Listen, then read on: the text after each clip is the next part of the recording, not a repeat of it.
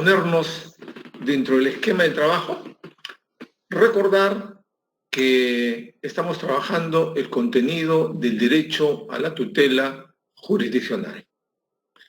Y en ese sentido, conforme a lo que señala el Tribunal Constitucional, hemos determinado claramente que este contenido es de carácter tripartito.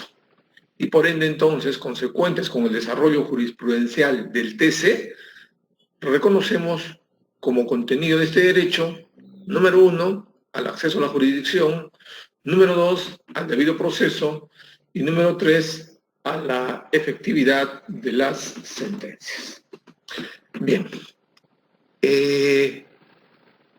Dentro de este esquema estamos describiendo el primer aspecto del derecho a la tutela jurisdiccional. Esto es el acceso a la jurisdicción. Y entonces, en cuanto al acceso a la jurisdicción, hemos abordado 3 manifestaciones concretas. El derecho a la apertura del proceso, el derecho a ser convocado al proceso, y número 3, la exigencia de postulación. A su vez, dentro del derecho a la apertura del proceso, hay 4 fases o niveles que corresponden examinarse y que se refieren precisamente a la titularidad del derecho, a la prohibición de obstáculos excesivos o irrazonables. Número 3, al principio favor actionis o pro actioni. Y número 4, al derecho a la justicia gratuita. Entonces, todavía estamos en el primer nivel, tanto del primer contenido del derecho a la tutela jurisdiccional, esto es el acceso a la jurisdicción, como respecto de la primera manifestación del acceso entendida como la apertura del proceso, toda vez que solamente hemos revisado el tema relativo a la titularidad. Entonces, tenemos todavía un esquema amplio por trabajar. Vayamos entonces a este segundo nivel en cuanto a la apertura del proceso como manifestación del derecho de acceso a la jurisdicción. Prohibición de obstáculos excesivos o irrazonables al acceso del proceso. Bien. La primera cuestión que tenemos que resolver es la de determinar si es que resulta legítimo desde el punto de vista constitucional que para acceder a la jurisdicción se exija requisitos, se exija condiciones, se exija algunas situaciones de carácter formal. En tanto habíamos señaladamente sostenido que el derecho a la tutela jurisdiccional es un derecho fundamental de raigambre constitucional y que se entiende además como un derecho humano en tanto resulta ser consustancial e inherente a la naturaleza humana. Y entonces, para responder al interrogante, tenemos que acudir a la revisión de las características que se le atribuye al derecho a la tutela jurisdiccional. Y ya lo habíamos dicho el día de ayer, una de las características del derecho a la tutela jurisdiccional es precisamente que según la doctrina, es un derecho de carácter prestacional, o según el desarrollo de la jurisprudencia constitucional, es un derecho de configuración legal. ¿Y qué significa que sea un derecho de configuración legal? Que para su ejercicio, el ordenamiento jurídico, a través de las normas infraconstitucionales, debe encargarse de organizarlo para efectos de viabilizarlo. Y entonces, siendo el derecho a la tutela de configuración legal, es pertinente que se establezcan exigencias, condiciones y requisitos para los efectos de organizar de manera adecuada, sistemática y coherente el acceso a la jurisdicción. Entonces, aun cuando admitimos que sí es pertinente establecer estos requisitos y limitaciones, tenemos que destacar sobre la base de esta prohibición de obstáculos excesivos o irrazonables que tales requisitos, tales condiciones, para que sean constitucionalmente válidos, deben respetar el contenido esencial del derecho a la tutela. Y no solo eso, sino que además, en la interpretación de estas exigencias o requisitos, debe realizarse siempre de la forma que resulte más favorable a la efectividad del derecho fundamental. Entonces tenemos dos líneas de conducta claramente determinadas. Primero, que estos requisitos deben respetar el contenido esencial del derecho a la tutela.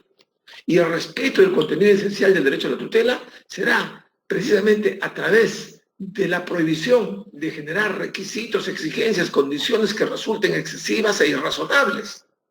Pero no solo eso, sino que además, respecto de aquellas exigencias que hayan pasado este filtro y que se entiendan como no excesivas, como no irrazonables, deben siempre interpretarse al momento de su aplicación de manera que se optimice, que se viabilice, que se favorezca la efectividad del derecho fundamental de acceso a la tutela jurisdiccional efectiva.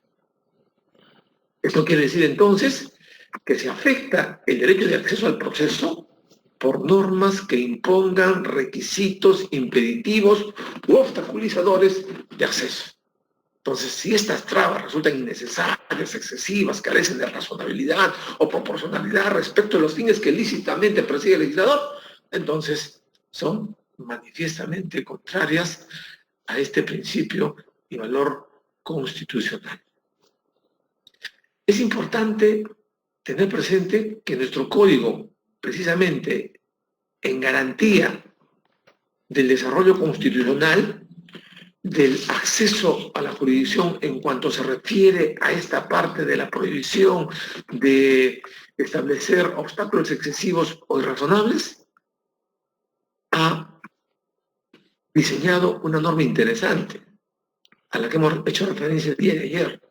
En el artículo 3, el Código Procesal Civil nos dice: los derechos de acción y contradicción en materia procesal civil no admiten limitación ni restricción para su ejercicio sin perjuicio de los requisitos procesales previstos en este código.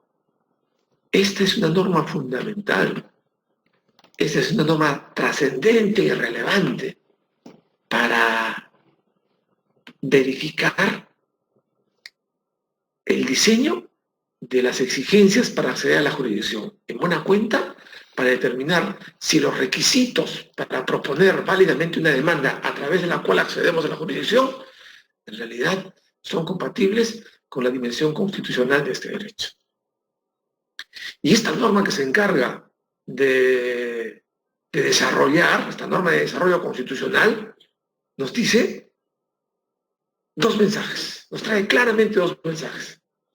El primer mensaje es que solo se pueden establecer requisitos para acceder a la jurisdicción, es decir, los requisitos de la demanda, ¿no?, deben estar previstos en el Código Procesal Civil,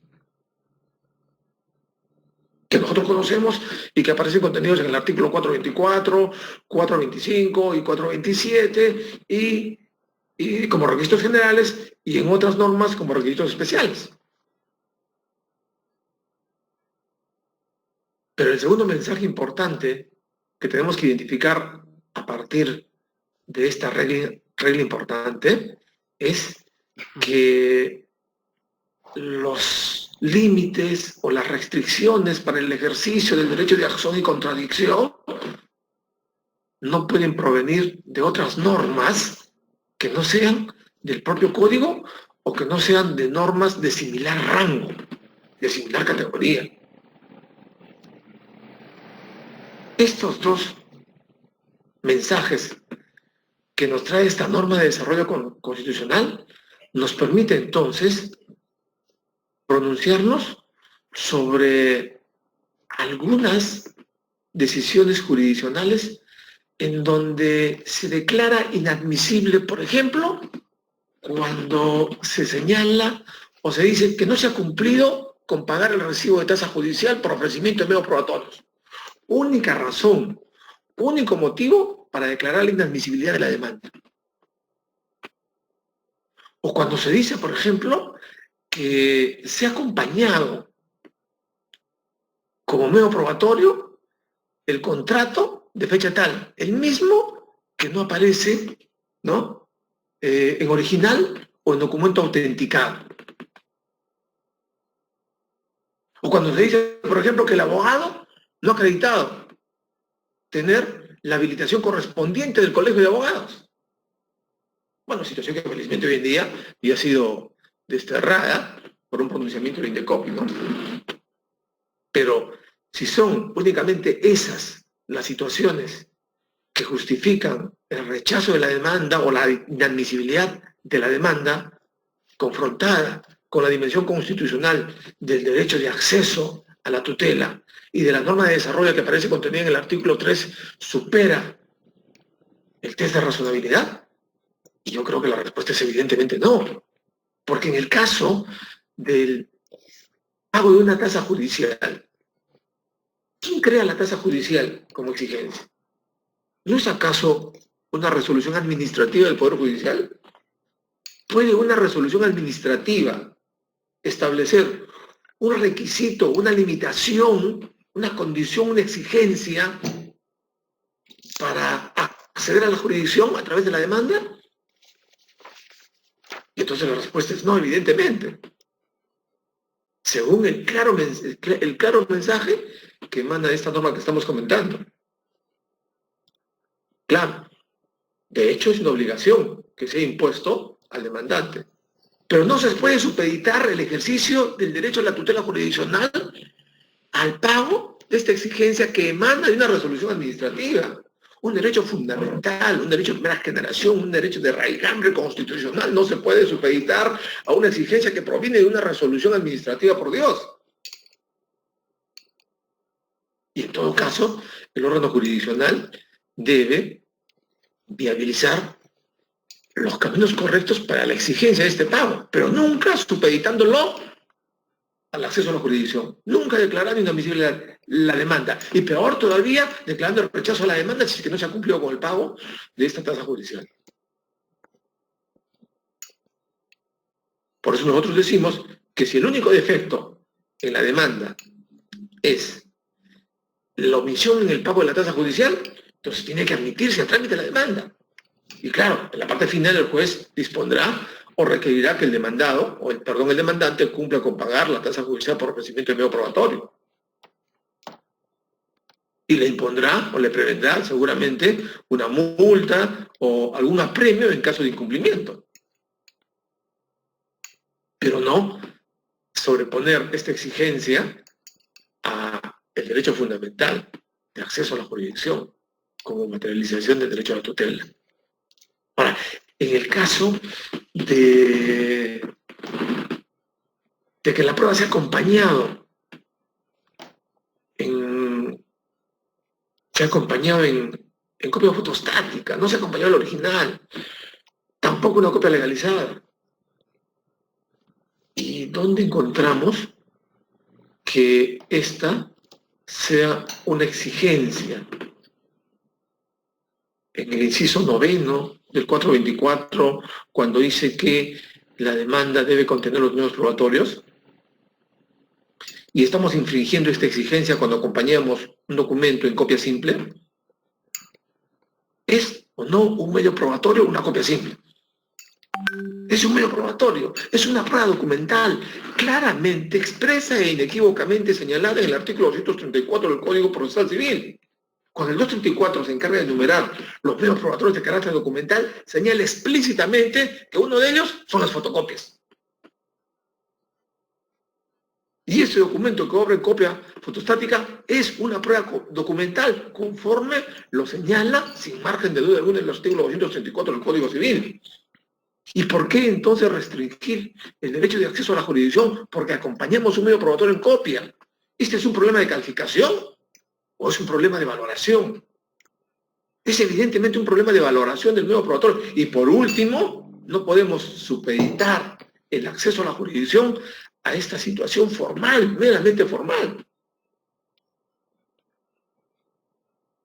Y entonces lo correcto es que la demanda se admita a trámite. y será problema de valoración probatoria en su momento.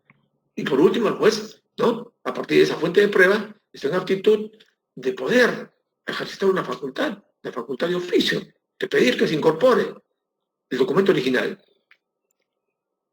pero no supeditar este derecho fundamental que estamos trabajando a esta cuestión meramente formal. Y así en general hay una serie de situaciones que tenemos que revisarlas en función a la dimensión del derecho de acceso, al contenido, a lo que significa el núcleo duro de este derecho de acceso, y a la luz de lo que claramente ha establecido el artículo 3 de nuestro Código Procesal Civil, que una vez más lo repetimos para que quede claramente determinado su mensaje. Los derechos de acción y contradicción en materia civil no admiten limitación ni restricción para su ejercicio, sin perjuicio de los requisitos procesales previstos en este código. Entonces, requisitos de la demanda solo deben provenir de los que establece el código. Número 1. Número 2. Nunca un requisito puede provenir de una norma de inferior rango. ¿Ok? Muy bien. Otros ejemplos relativos a estos obstáculos los advertimos cuando el Decreto Supremo 039-2000, que regulaba era el reglamento de la Ley de Promoción de Acceso a la Propiedad Formal, ¿no?, esto relativo a la titulación que hacía el COFOPRI. Entonces, este reglamento establecía que los jueces deberían declarar de oficio las demandas destinadas a cuestionar la validez de los títulos de propiedad otorgados por COFOPRI. La norma todavía señala bajo responsabilidad civil, administrativa y penal. Entonces, en este proceso de formalización de la propiedad inmueble, que fue una política estatal en algún momento y que se desarrolló y encaminó a través del COFOPRI, se desarrolló la normatividad para expeditar que precisamente se formalice la propiedad informal, lo cual en realidad era totalmente pertinente, pero no llegando al extremo de hacer contenido al derecho a la tutela jurisdiccional, prohibiéndole a los jueces que admitan demandas que tengan como propósito cuestionar la validez de los títulos expedidos por COFOPRI. Los que estamos en el ejercicio de la defensa, o los que formamos parte del órgano jurisdiccional, comprobamos cómo día a día se presentan diferentes conflictos derivados de la titulación efectuada por COFOPRI, y que determinan precisamente que en vía jurisdiccional se hagan los cuestionamientos correspondientes.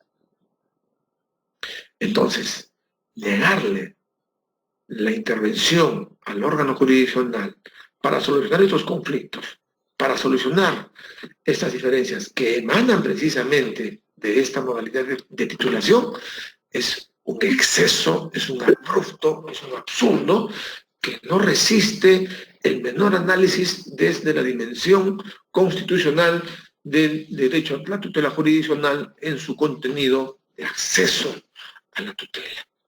Era evidentemente, ¿no?, una norma a todas luces inconstitucional que fue objeto en su momento de control difuso a través del principio de supremacía constitucional. Ahora, como proscribimos y rechazamos este tipo de obstáculos irrazonables, también tenemos que reconocer que hay algunos obstáculos, más allá de los requisitos propios de la demanda, hay algunos obstáculos que sí son legítimos. Vamos a ver ¿Cómo se manifiesta la legitimidad de estos obstáculos para los efectos del acceso a la jurisdicción? Primero, primer obstáculo en función a los plazos legales. El ordenamiento jurídico ha establecido que esta aptitud que tenemos para acceder ante el órgano jurisdiccional debe de viabilizarse dentro de determinados plazos. Y lo hace en la necesidad de generar estabilidad y seguridad en las relaciones interpersonales y en las relaciones jurídicas. Porque no resulta conveniente a la vida de relación, a la convivencia humana, que se mantenga vigente la posibilidad de introducir una exigencia de manera indefinida en el tiempo. Porque esto representa incertidumbre, esto representa una potencial posibilidad de desencadenar un conflicto. Y no es conveniente que esta posibilidad se mantenga subyacente de manera indefinida, de manera prolongada, eternizando en una controversia. Y entonces esta situación se regula a través de dos instituciones jurídicas que conocemos dentro del derecho civil y que se llama la prescripción y la caducidad. La prescripción y la caducidad se sustentan en el transcurso del tiempo. Y el transcurso del tiempo, como hecho jurídico, va a determinar consecuencias jurídicas, ¿no? En efecto positivo, en efecto negativo, prescripción adquisitiva, prescripción negativa. Y la caducidad solamente es el efecto negativo del transcurso del tiempo.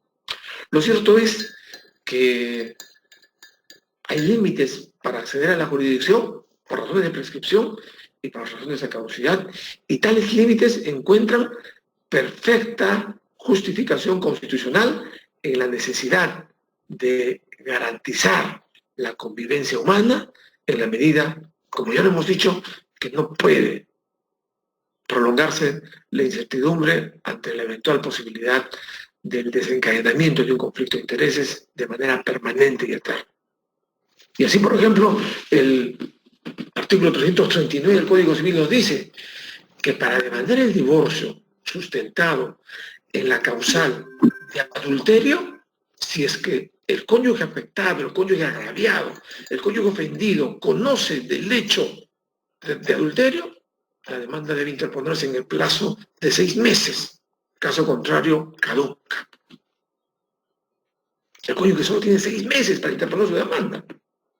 Claro, y es que el ordenamiento jurídico entiende que si el cónyuge ofendido, sabedor de esta grave afrenta por parte de su consorte, quien con su conducta ha violado el deber de fidelidad, si éste, a pesar de tener conocimiento del hecho, ha dejado transcurrir más de 6 meses y no interpone su demanda, quiere decir que está perdonando la ofensa, quiere decir que no se siente agraviado, o aún sintiéndose agraviado,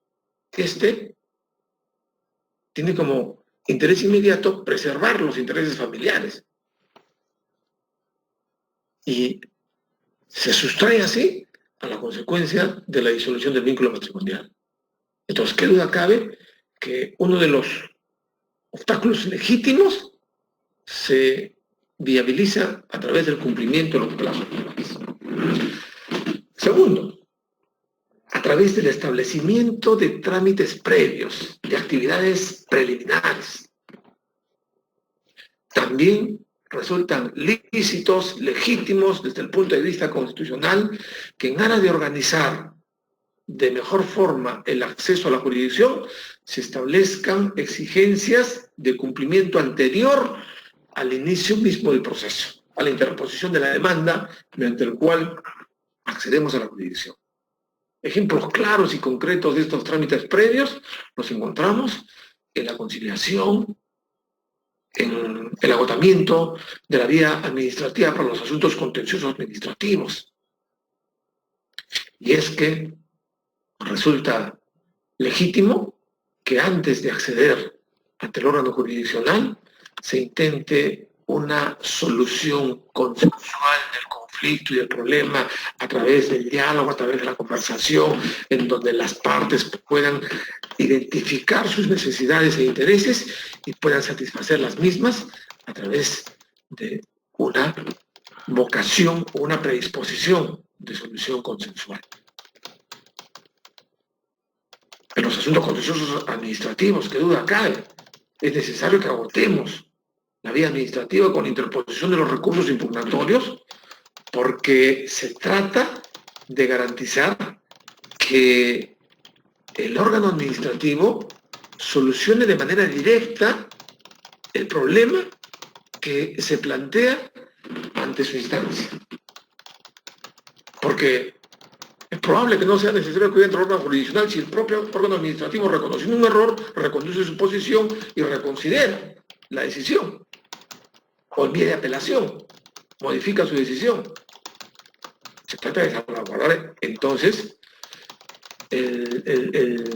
las facultades administrativas en el conocimiento de los asuntos de su competencia. Y cuando se ha agotado esta vía, recién viabilizamos el acceso a la jurisdicción. Un tercer caso de obstáculos legítimos: la acreditación de la legitimidad para obrar. Tenemos claro que la legitimidad para obrar es un concepto lógico de relación, en virtud del cual gozamos de la misma por la sola invocación, por la sola atribución, lo que significa que para acceder al órgano jurisdiccional no necesitamos acreditar legitimidad para obrar. Simple y llanamente tenemos que invocarla, tenemos que atribuirnos una determinada condición, o como decía Montero Aroca, tenemos que atribuirnos una cualidad en la relación sustancial para trasladarla luego a la relación procesal. La legitimidad para obrar como presupuesto material o como condición de la acción solo exige que el exigente y por ende demandante se atribuya la titularidad del derecho sustancial y que al mismo tiempo como correlato le atribuya al otro extremo de la relación de conflicto la titularidad de la obligación. Nada más. Y entonces, si yo participo de un conflicto de intereses en donde el bien, materia de la disputa, es una propiedad inmueble y yo pretendo que se restituya ese bien porque es de mi propiedad, entonces, para obtener legitimidad para obrar, simple y llanamente en la demanda tengo que invocar mi condición de propietario. Y entonces tendré que afirmar y sostener que soy propietario del bien inmueble, más allá de que esta afirmación sea exacta, cierta o se compatibilice con la realidad del mundo fáctico. Basta que yo me atribuya una condición y una cualidad. Y al mismo tiempo basta que yo le atribuya a la otra parte la titularidad de la obligación. Me atribuyo la titularidad del derecho, soy propietario, y le atribuyo a la otra parte la titularidad de la obligación. Son poseedores ilegítimos y como tal se encuentran obligados a restituirme la posesión. Se configuró la legitimidad para obrar. Y para acceder a la jurisdicción, cuando se exige como requisito que el demandante tenga legitimidad para obrar, al mismo tiempo que el demandado tenga legitimidad para obrar, entonces no se nos está pidiendo que se acredite esa legitimidad para obrar. Porque si así fuese, entonces ya no tendría sentido el proceso.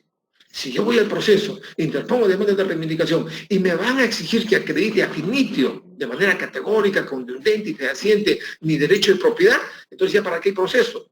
Simple y llanamente, si me van a exigir esta acreditación, simplemente deben darme la respuesta y decirme que le entreguen la posesión. Ya no tiene sentido el proceso si es que vamos a exigir la acreditación de la legitimidad para obrar. Y es que para eso el proceso. El proceso se instaura, se apertura para determinar si es exacta la afirmación del demandante. o si es exacta la afirmación de la parte demandada, ¿no? Si el demandante ha sostenido, soy propietario, y aquel ocupante no es propietario y se encuentra en posición legítima, entonces tendremos que en el proceso acreditar tal situación que sustenta la pretensión. Y si el demandado ha expuesto que es él en realidad el propietario, entonces verificaremos en el proceso si él real y efectivamente tiene la condición de propietario. Y si el demandado ha alegado que no es un poseedor ilegítimo en tanto se encuentra en posesión del bien en mérito de un contrato de anticresis, entonces verificaremos si real y efectivamente es el contrato de anticresis para derivar las consecuencias. Para eso es el proceso. Claro, esto en la dimensión general del concepto de legitimidad para obrar. Por regla general, entonces, la legitimidad para obrar no exige la acreditación de la cualidad que nos atribuimos. Pero por regla excepcional, en algunos casos sí es pertinente que se acredite legitimidad para obrar. No basta solamente invocarlo, no basta solamente alegarlo, no basta solamente atribuir una cualidad, sino que hay que acreditarlo. Como por ejemplo, en los asuntos de tercería de propiedad. Y es que es evidente que en esta situación sí se salga del esquema general para exigirle la acreditación al demandante de la tercería de su legitimidad para obrar. Porque la tercería de propiedad supone que hay un proceso previo, supone que hay un proceso anterior, en cuyo proceso anterior se ha producido la afectación de un determinado bien de propiedad del que ahora es demandante en la tercería. Y es más, para proponer tercería, en ese proceso de donde se deriva, es probable que nos encontremos en etapa de ejecución de sentencia. Y entonces en ejecución de sentencia, el demandante de ese proceso para asegurar el pago de la suma puesta a cobro, por ejemplo, ha solicitado que se afecte en vía de embargo los bienes de propiedad del demandado. Miren ustedes, ¿qué ha significado que este demandante, que este acreedor, obtenga esta decisión jurisdiccional y llegue al punto culminante de hacer efectivo su derecho? Ha significado que este demandante interponga una demanda de obligación de dar suma de dinero. Vamos a suponer que en vía de tutela ordinaria, proceso de conocimiento en función al monto. Y este demandante ha tenido que transitar por toda la dinámica que supone el proceso civil. Demanda, emplazamiento, contestación, saneamiento procesal, saneamiento probatorio, audiencia de pruebas, probablemente audiencia especial, alegatos, sentencia, recurso impugnatorio de apelación, segunda instancia, se pronunció el órgano de segunda instancia, absolvió el grado de apelación, y por último, recurso de casación ante la Corte Suprema de Justicia de la República, lo que significa más o menos 5 o 6 años. Luego de 6 años de desarrollo procesal, se ha reconocido en última instancia que este demandante tiene el derecho de que su demandado deudor le pague la suma de dinero puesta a cobro. Y entonces, cuando alcanza finalmente esta decisión última y encontrándose en ejecución de sentencia, al verificar los bienes de propiedad del demandado, entonces encuentra que éste debe embargarle una propiedad inmueble. Y en efecto, embarga la propiedad inmueble. Entonces, luego de 5 o 6 años, cuando está a punto de poder hacer efectivo su derecho de poder obtener el pago de la suma puesta a cobro, entonces resulta que sale un tercero, un ajeno, un extraño a esta relación procesal y a la relación material anterior. Y dice, señor, yo soy el propietario de este bien. Este bien inmueble me pertenece. Y no puede ser que este bien vaya a responder por obligaciones ajenas, porque en virtud del principio de responsabilidad patrimonial, el deudor responde por sus obligaciones con los bienes que forman parte de su patrimonio. Este deudor de este proceso ya no es el propietario de este bien inmueble. Ahora el propietario soy yo. Y entonces propone su demanda de tercería de propiedad. Entonces, en este caso concreto, es legítimo que a este tercero que invoca su condición de propietario se le exija para acceder a la jurisdicción que acredite real y efectivamente que tiene esta condición para poder dar trámite a este proceso por el efecto además que provoca la tercería, porque ¿cuál es el efecto inmediato que provoca la tercería de propiedad? Que se suspende la etapa de ejecución en el momento en que se encuentra. Estábamos a punto de rematar el bien para hacer pago al demandante con el producto de ese dinero, de ese remate. Entonces se suspende, imagínense, se suspende el remate. ¿Hasta cuándo? Hasta cuando se ventile el tema a través de la pretensión de tercería de propiedad. ¿Y qué significa la pretensión de tercería de propiedad? Significa que ésta se ventile en proceso abreviado. ¿Y qué significa proceso abreviado? Significa demanda, emplazamiento, contestación, saneamiento procesal, saneamiento probatorio, audiencia de prueba, sentencia, probablemente recurso impugnatorio de apelación y seguramente recurso de casación, es decir, 5 años paralizado. El proceso inicial, el proceso originario, que estaba a punto de llegar a su momento culminante de verificar el pago como consecuencia del remate, pero que se suspendió por efecto de esta tercería de propiedad. Entonces, ¿qué hacer? Claro, si es que real y efectivamente el tercerista es el propietario, obviamente, ¿no?, es correcta su reclamación. Recuerden ustedes todo el problema que se produjo y que ha sido finalmente resuelto por el séptimo pleno casatorio. El demandante del proceso originario, el demandante de la obligación de dar suma de dinero, tiene el derecho a que se hagan efectivas las resoluciones judiciales que se han expedido. Ahora, el demandado de la tercería tiene como derecho la defensa de su propiedad. Hay dos derechos de raigambre constitucional que están en oposición. Por un lado, el derecho del acreedor, demandante del proceso originario, que exige el cumplimiento de la decisión judicial. Por otro lado, el derecho del tercerista, que actúa en defensa de su derecho de propiedad. El uno y el otro están protegidos constitucionalmente. El primero en el artículo 139, y su tercero, ya lo hemos visto. El segundo en el artículo 70 de la Constitución.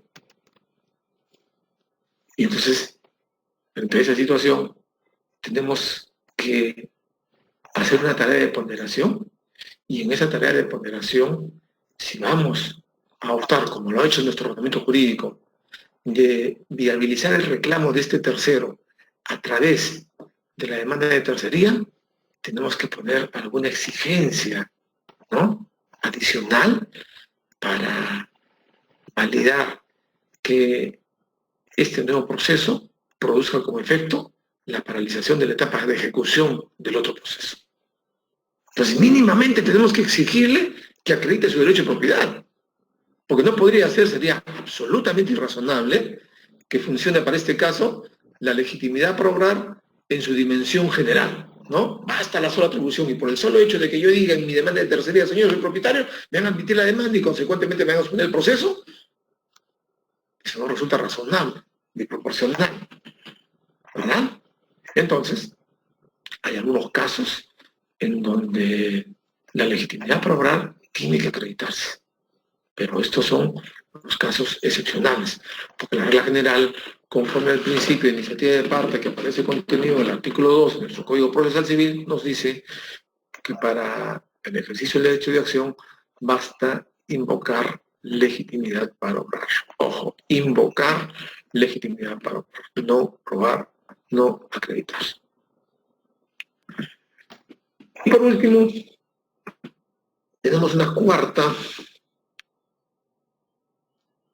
un cuarto caso de legitimidad de los obstáculos para acceder a la jurisdicción. El caso de las fianzas, depósitos y consignaciones. Es razonable que en algunos casos para acceder a la jurisdicción se nos exija previamente el pago, la consignación del mismo o la constitución de una fianza, cuando las circunstancias así lo justifiquen, siendo uno de esos casos, si se trata de buscar un ejemplo, el de la demanda de retrato. Es requisito especial para interponer una demanda de retracto el de consignar el valor del precio de la transferencia, además de los gastos y tributos e intereses que dicho monto haya podido generar. Y dicho requisito es un requisito de procedencia. Ojo, de tal manera que si no se consigna, se declara improcedente la demanda, sin posibilidad, ¿no?, de poder subsanar. ¿Y por qué frente a la demanda de retracto exigimos que el demandante cumpla con depositar el valor o el monto de la transferencia? Porque en el caso concreto se justifica debido a la situación particular que nos presenta el caso de las demandas de retracto. El retracto significa que una relación material, que una relación contractual inicialmente desarrollada entre dos protagonistas, se va a producir un cambio en uno de sus intervinientes. Sale el adquiriente y en cambio de él ingresa el retrayente. Ahora, para que este retrayente ingrese como consecuencia de su pretensión de retracto, tiene que poner de manifiesto un interés inmediato, un interés real y efectivo. Y ese interés real y efectivo se manifiesta solo con la objetiva verificación de que se encuentra en posibilidad de asumir el pago del valor de transferencia. Es evidente, ¿no? Si en un contrato de compra-venta A vende a B, pero resulta que C tiene derecho de retracto y este C desea sustituirse, subrogar al adquiriente y entonces pretende incorporarse en esta relación de compra-venta en vez de B. Y esto lo va a conseguir mediante la demanda de retracto, siempre y cuando se encuentre dentro de las causales que nuestro código ha regulado para tener derecho a retracto. Entonces, significa lo que estamos señalando que este tercero, este ajeno a la relación material, a la relación sustantiva, a la relación contractual, va a incorporarse en la relación contractual. Y va a salir el adquiriente inicial. Si el adquiriente inicial va a salir de la operación, entonces mínimamente tenemos que asegurar y garantizar que a este se le devuelva el pago, ¿no?, el valor del pago que ha realizado. Porque no solamente va a ser perjudicado saliendo de la relación contractual inicial y encima de que no le paguen o que le paguen a largo plazo. Entonces, por tal razón, se exige que quien pretenda realizar esta sustitución mediante el retracto tiene que poner de manifiesto su interés a través del pago del valor del precio. Ok. Bien. Hasta aquí, entonces, en relación a este segundo aspecto relativo a la prohibición de obstáculos excesivos o irrazonables. Tercer nivel, en el tema de la apertura del proceso. El principio del favor actionis o del pro actione y sus manifestaciones. Estos principios tienen dos manifestaciones claramente determinadas: el antiformalismo y la subsanabilidad.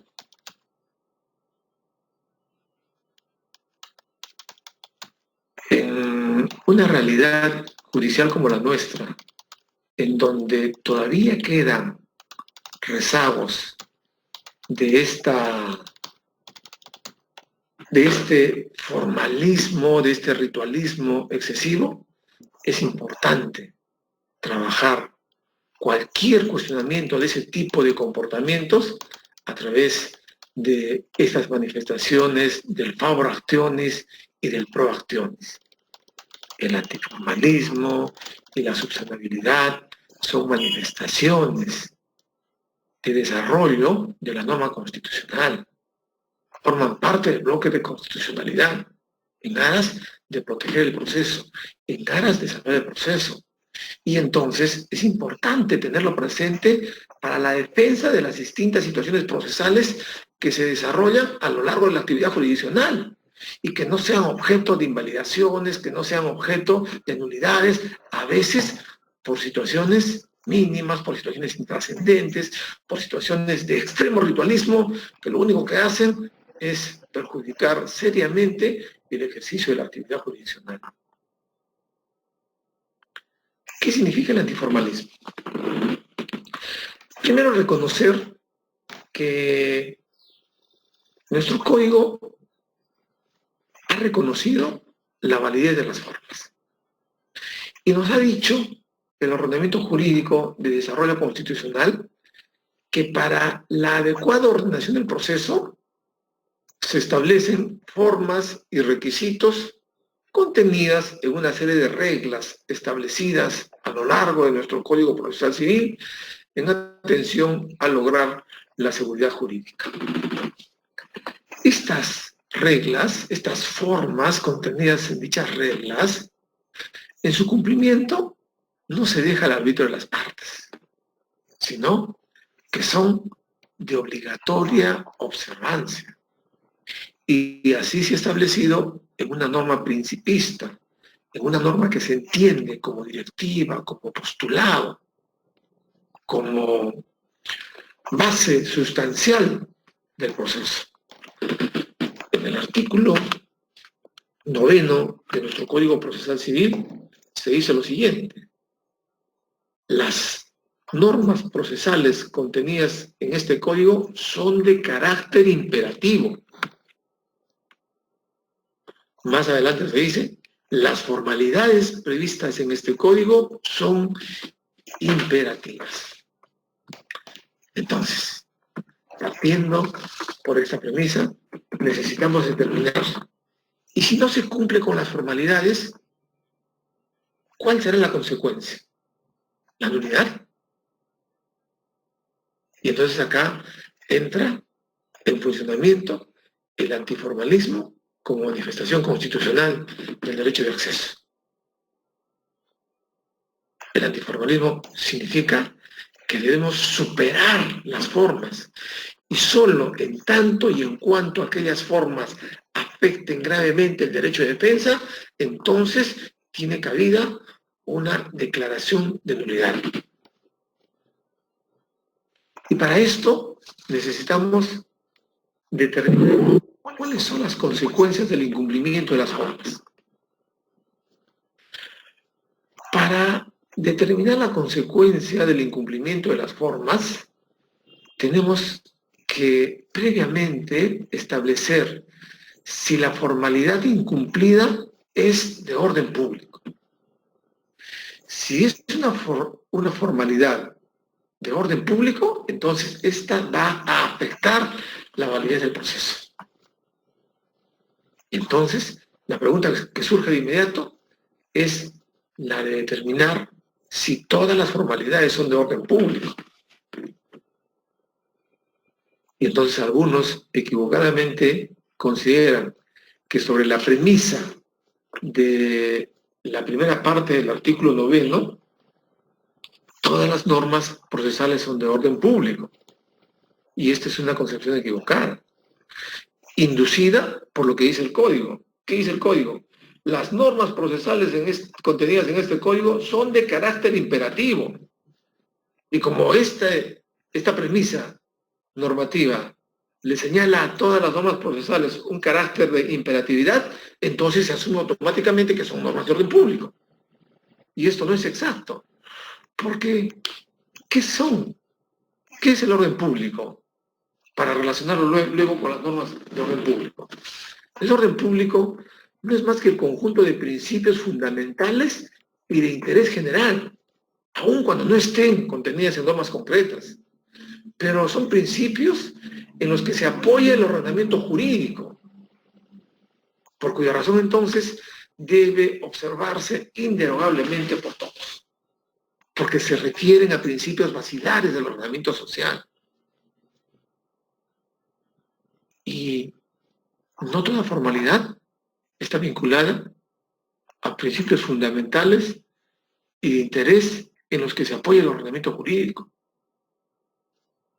Entonces, reconociendo que no todas las normas procesales son de orden público, entonces debemos derivar como lógica consecuencia que cuando no se cumplen con las formalidades y estas afectan a normas de orden público, entonces la consecuencia de la nulidad sí es pertinente. En cambio, si se trata de formalidades que no afectan normas de orden público, no hay problema. No puede afectar el proceso y por ende el acceso al derecho a la tutela jurisdiccional efectiva. Y esto lo vamos a ver, por ejemplo, en dos situaciones concretas. A ver. El código nos dice que la audiencia de pruebas debe contener, ¿qué cosa? Lugar, fecha de la audiencia, expediente al que corresponde, nombre de los intervinientes. Entonces se ha realizado la audiencia y no hemos consignado en el acta de audiencia la fecha de su realización. Y tampoco el lugar de la misma, el lugar en donde se ha realizado. Y hemos omitido el nombre de uno de los intervinientes. Es decir, no hemos cumplido con varias reglas formales que regulan el desarrollo de la audiencia. La pregunta es, ¿esto va a afectar al proceso y por ende a la tutela jurisdiccional efectiva? ¿Tendrá esta irregularidad la virtualidad suficiente para desencadenar la invalidez del proceso y con ello afectar el derecho a la tutela? Entonces necesitamos enseguida determinar esta regla formal, esta formalidad, es una regla de orden público, es una formalidad que afecta el orden público, y la respuesta es evidentemente no, porque no tiene como fin el de afectar algún principio fundamental en que se apoya el ordenamiento jurídico. No se refiere en modo alguno a la afectación de principios basilares del ordenamiento social. Por ende, es una norma de orden público. Y como tal, entonces, sí es pertinente que se convalide tal situación y en respeto a esta manifestación del antiformalismo, entonces preservemos la validez del proceso para salvaguardar la tutela jurisdiccional. Otro caso en sentido inverso lo podríamos graficar de la siguiente forma. ¿Qué pasa si en un asunto de desalojo, de reivindicación o de interdicto de recobrar, vamos a suponer, vinculado a la posesión y consecuente restitución, ¿no?, de un bien inmueble, se advierte, sin margen de duda alguna, que el bien se encuentra ocupado por 3 personas? Entonces, cuando surge el conflicto y se determina la relación jurídica sustantiva, los protagonistas de esta relación son evidentemente los partícipes de la situación de conflicto. ¿Y quiénes son los partícipes de la situación de conflicto? Uno, el petensor, que reclama la restitución de ese bien inmueble, en tanto se atribuye la condición de propietario. Claramente determinado que este exigente se sitúa en el extremo de la parte demandante.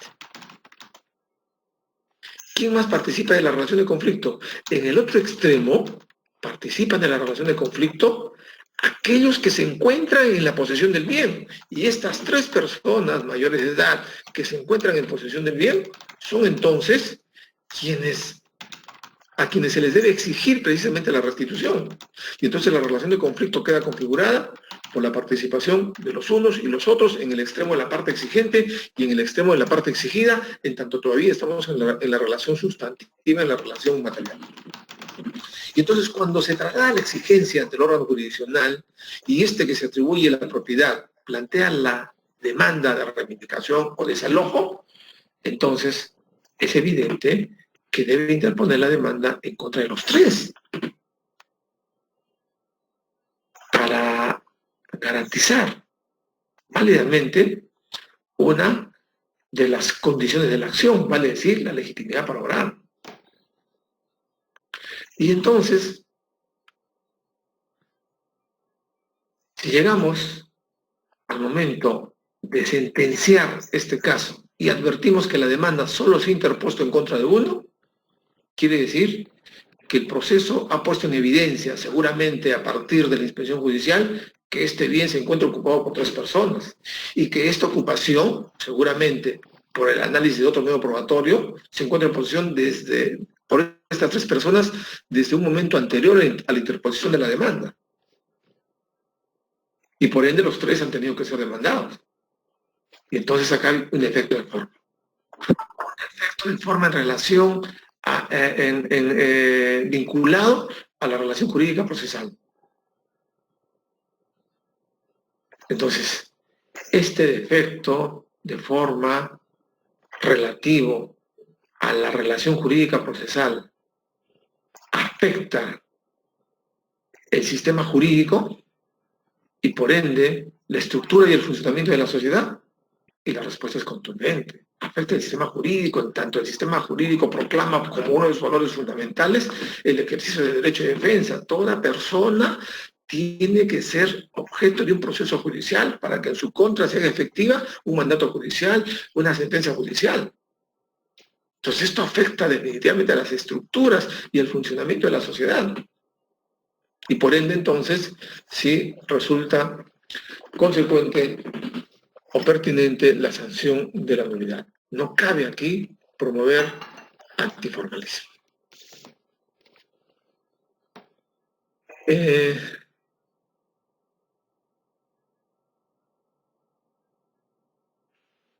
Un ejemplo interesante que hemos encontrado el día de ayer en alguna de las lecturas que hacíamos proviene de un caso, les comento, en donde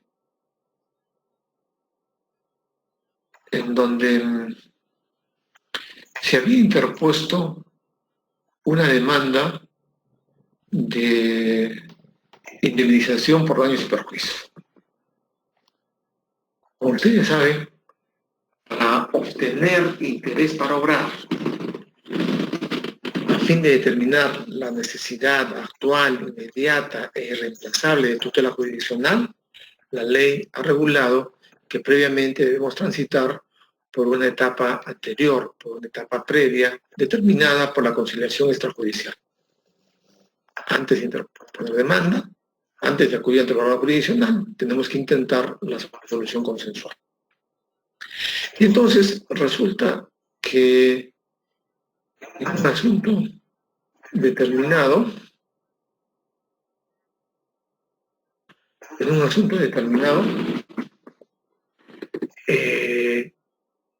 no se había transitado por esa etapa previa. Y esto que debe ser objeto de control por parte del órgano jurisdiccional no fue observado en su momento. Esto que debió ser cuestionado en todo caso por la parte demandada, también fue objeto de cuestionamiento. Y ciertamente debió de advertirse en algún momento del desarrollo del proceso, porque es obligación del juez de hacer esta verificación, y no la hace. Y entonces, cuando llega al momento de la sentencia, se produce el problema. El juez, que dicho sea de paso, fue otro, distinto al que calificó la demanda, entonces advierte esta situación. Y tenemos dos posibilidades. La primera, la de emitir una sentencia inhibitoria, una sentencia que se refiera a la validez de la relación jurídica procesal. Y podríamos entonces sostener que en el caso concreto, la relación jurídica procesal se encuentra afectada por la ausencia de una condición de la acción, en tanto el demandante no cuenta con interés para obrar, para promover esta demanda, toda vez que ha incumplido la exigencia de la conciliación extrajudicial.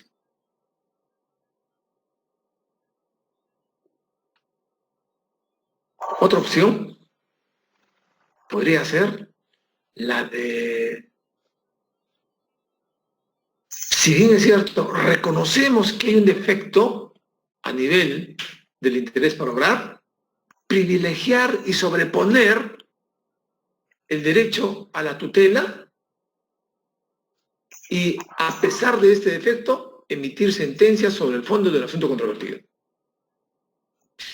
que es exactamente lo que hizo el juez. El juez, en un examen de dimensión constitucional, valoró que más allá de aquella formalidad, ¿no?, se sobrepone el derecho a la tutela jurisdiccional.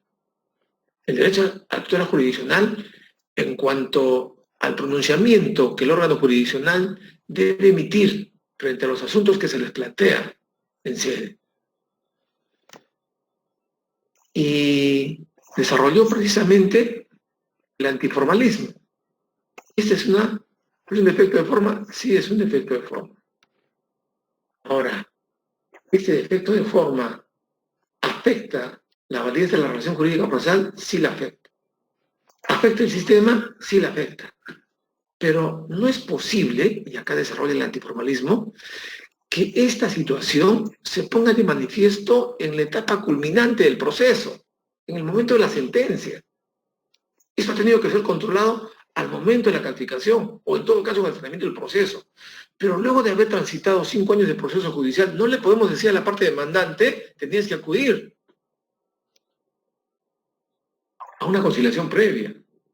Y entonces se privilegia, en función al antiformalismo, se privilegia la cuestión de fondo, el derecho a la tutela. Y a pesar del vicio de este defecto, se expide sentencia sobre el fondo. Esa sentencia va en apelación. Y en apelación, el órgano superior confirma esta decisión, privilegiando el antiformalismo. Pero cuando va en casación, entonces la casación sostiene que los presupuestos procesales y las condiciones de la acción son requisitos indispensables que determinan la validez de la relación jurídica procesal y la aptitud para que el juez emita un pronunciamiento válido sobre el fondo del asunto controvertido. Y en tanto estos elementos contribuyen a la validez de la relación jurídica procesal, no es posible, si es que antes no se ha superado el cumplimiento adecuado de dichos elementos, no es posible emitir un pronunciamiento sobre el fondo del asunto controvertido. Consecuencia, ante la evidencia clara y concreta de que el demandante carece de interés para obrar al haber incumplido con una norma expresamente señalada, entonces no estaba en aptitud de activar la prestación jurisdiccional si es que antes no promovía la conciliación extrajudicial. Lo cual nos parece una resolución fría, apática e indiferente a la necesidad de tutela de quien acude ante el órgano jurisdiccional. Nos parece que en el caso se ha sobrepuesto la exigencia de una formalidad, ¿no?, a la tutela jurisdiccional como derecho fundamental. Y creo que hay varias razones que nos permiten discrepar con esta posición de la Corte Suprema. Primero, porque ¿a quién le correspondía hacer esta tarea de control? no es al propio órgano jurisdiccional, no es el juez quien en el acto de calificación de la demanda se encontraba en la obligación de advertir que había vicio, que había efecto, que había anomalía y como consecuencia de ello sancionar la misma con la improcedencia de la demanda. Entonces, en principio, eso se ha originado por el incumplimiento en las obligaciones del juez. Segundo, las partes nunca cuestionaron esta situación. La parte demandada jamás había puesto de manifiesto que el demandante no transitó por la vía de la conciliación previa, no, en modo alguno, no hizo una alegación, un cuestionamiento, lo que significaba que se encontraba plenamente conforme. Pero más todavía, tercero, del desarrollo del proceso se advierte una clara disposición de ambos protagonistas de la relación procesal de no acceder a una conciliación. La intensa disputa revelada por la actuación de las partes hace inviable cualquier conciliación y eso se advierte de la sola lectura de los antecedentes, de la sola lectura del proceso. Y lo que es más grave, ¿qué va a pasar si es que se consuma, probablemente se haya producido, esta horrorosa situación en donde se anula el proceso, 7 años de proceso judicial para exigirle que se somete a una conciliación extrajudicial, cuando solicitada esta, ninguna de las partes va. O simple y llanamente no se ponen de acuerdo. Entonces, miren ahí cómo advertimos la grave inconsecuencia de la decisión formalista, ritualista, del máximo Tribunal de Justicia en sede ordinaria en nuestro país, con la realidad del caso concreto. Entonces, el antiformalismo es importante para trabajar y evitar este tipo de problemas. Pero decíamos que como consecuencia del pro actione tenemos 2 mecanismos: el antiformalismo, número 1, y la subsanabilidad, número 2. Ahora, ¿qué significa la subsanabilidad? En mérito de esta vertiente, el juzgador, antes de rechazar una demanda, antes de expeditar una decisión final, debe procurar la subsanación del vicio y el defecto en aras de salvaguardar la conservación de los actos procesales. Entonces, aun cuando haya vicio, defecto, anomalía e irregularidad, es obligación del juez, desde el punto de vista de la subsanabilidad, la de procurar que ésta se supere, que éste quede solventada. Porque no es conveniente a los intereses del derecho a la tutela que generemos consecuencias fatales para el proceso y por ende para la tutela sin desarrollar algún acto que nos permita salvar la situación. Por eso es importante determinar frente a qué clase de defecto nos encontramos. ¿Estamos frente a un defecto subsanable o insubsanable para determinar las consecuencias en el pronunciamiento? Y esto mismo ocurriría en el caso de la legitimidad para obrar. En el caso que anteriormente decíamos, 3 ocupantes, por ende, para cumplir con las reglas de legitimidad para obrar, hay que demandar a los 3. Y solo se demandó a 1. Y llegamos al momento de expedir sentencia. Vamos a expedir sentencia.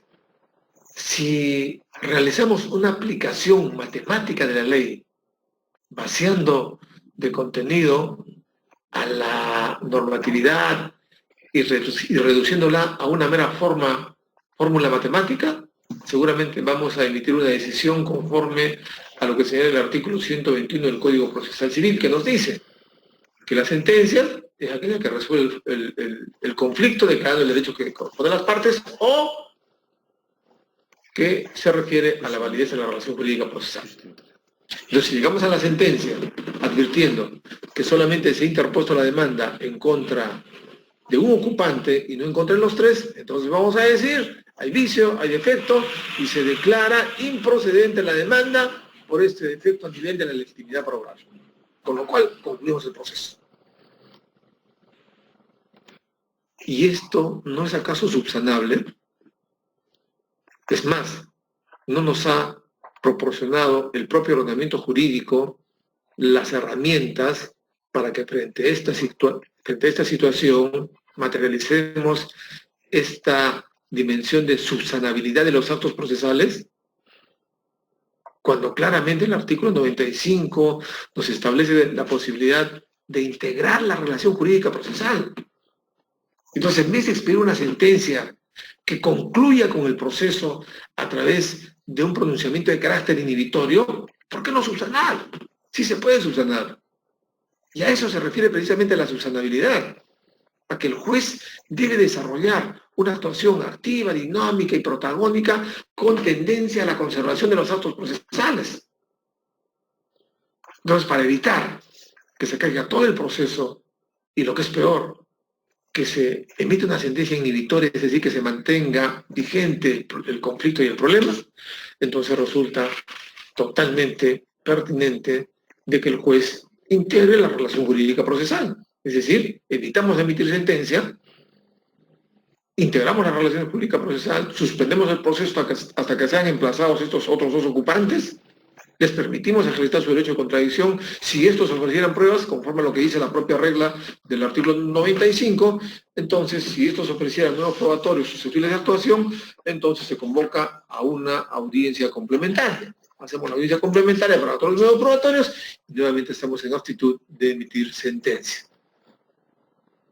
Y hemos conservado la validez del proceso y satisfecho a su finalidad última. Esto es la solución del conflicto de interés. Y como ya decíamos ayer, para aportar una cuota de tranquilidad y de estabilidad social.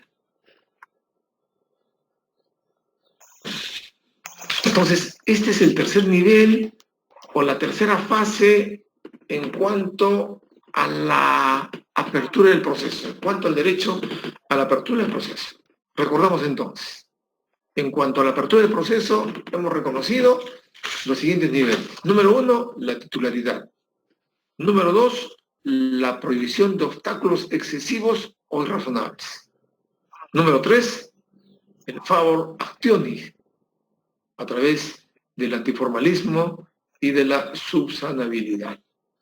Número 4, entonces, con lo cual concluimos, lo relativo a la apertura del proceso, se refiere el derecho, o se refiere al derecho a la justicia gratuita.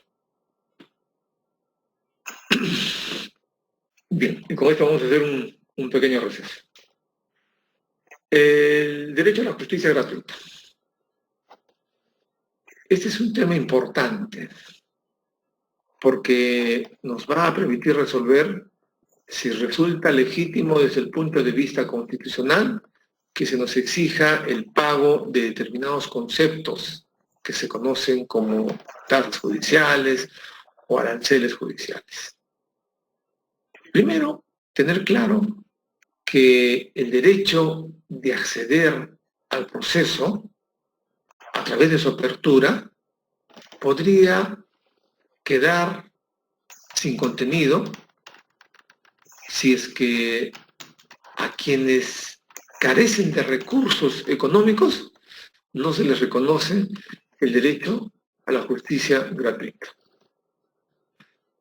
Entonces, si bien es cierto que por principio constitucional se establece que el acceso a la jurisdicción es de carácter gratuito, uy chicos, me ha timbrado, significa que estamos en la última etapa de la batería. Ante una eventual interrupción, vamos a establecer qué queda de acá en adelante en nuestra jornada del día de hoy. ¿Me escuchan? ¿Alguien me confirma? Sí, doctor, escuchamos. Ok. Me está sonando acá la alarma. Ya, chicos, entonces, vamos a hacer trabajo asíncrono para completar la jornada del día de hoy. No es posible, evidentemente, por esta situación de ausencia de luz que tengo en casa y ante la terminación de la batería, de la carga de la batería, entonces no vamos a poder seguir trabajando. Lo que significa que la actividad pendiente, ¿no?, la vamos a diferir para la siguiente semana. Pero a su vez, vamos a completar la jornada del día de hoy con otra actividad que representa simple y llanamente elaborar un mapa conceptual, cuyo mapa conceptual se van a traducir o se van a presentar en las diapositivas que ustedes consideren necesario en relación al derecho a la apertura del proceso. Recuerden que el derecho de acceso recuerden ustedes que el derecho a la tutela jurisdiccional tiene 3 manifestaciones. Número 1, derecho de acceso a la jurisdicción. Número 2, derecho al debido proceso. Y número 3, derecho de ejecución de las sentencias judiciales. Entonces nos interesa este primer contenido, el derecho de acceso a la jurisdicción, que tiene un contenido, ¿no?, largo y prolijo, que aún no hemos culminado y que esperamos culminar cuando trabajemos el tema relativo a la justicia gratuita, con lo cual acabamos todo el contenido del derecho de acceso a la jurisdicción. Entonces, respecto de este derecho de acceso a la jurisdicción, ustedes van a trabajar un mapa conceptual. Y ese mapa conceptual, que significa una representación estructural con contenido referencial, se van a traducir en unas diapositivas, que dicho sea de paso me van a servir para que yo pueda trabajarlas en futuras maestrías. ¿Ya? Entonces, esto, chicos, les va a permitir ratificar, confirmar, consolidar lo que hemos venido trabajando a lo largo del día de ayer y del día de hoy. ¿Ya? Es una forma de contribuir a la ratificación y consolidación de los conocimientos que estamos trabajando. Sí. Este trabajo es grupal, ¿verdad? Con los grupos que se han formado el día de ayer. No. Este trabajo es personal, chicos. Este trabajo es personal, ¿ya? Ya, doctor. Sí, Okay. Este es personal. ¿Ok? Ya. ¿Quedó claro entonces? Solamente respecto al punto 1, ¿no? Respecto al acceso a la... Acceso a la jurisdicción, nada más. Y si hubiese alguna duda, repito, el acceso a la jurisdicción tiene 3 manifestaciones: derecho a la apertura del proceso, derecho a ser convocado al proceso y exigencia de postulación. Pero hasta el momento solo hemos trabajado el derecho a la apertura del proceso. Por tanto, dentro del derecho a la apertura del proceso tenemos titularidad, prohibición de obstáculos excesivos y razonables, pago acción con el antiformalismo y subsanabilidad, y derecho a la justicia gratuita. Hasta ahí es donde quiero que me trabajen y me desarrollen el mapa conceptual. Lo van a poder hacer en relación al derecho a ser convocado al proceso y en relación a la exigencia de la postulación, porque todavía no lo hemos trabajado. ¿Ok? Entonces, tienen toda la semana, ¿no?,